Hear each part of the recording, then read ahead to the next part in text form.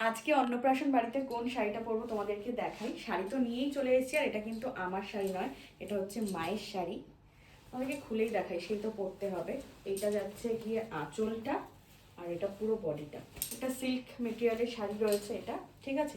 শাড়ি তো চুজ করে এনেছি, বাট ব্লাউজ নিয়ে কনফিউজ। ব্লাউজ নিয়ে এসেছি দুইখানা। একটা হচ্ছে ভায়োলেট কালারের, এরকম ভেলভেটের মধ্যে ভিনেক করা।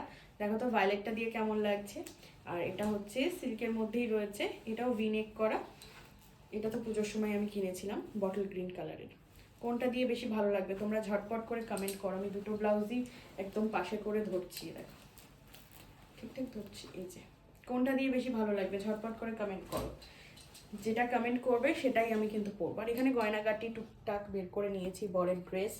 তো চলো একেবারে সাজুগুজু করে নিয়ে এই ব্যাগটা নেবো, অভ্রর গিফট রয়েছে।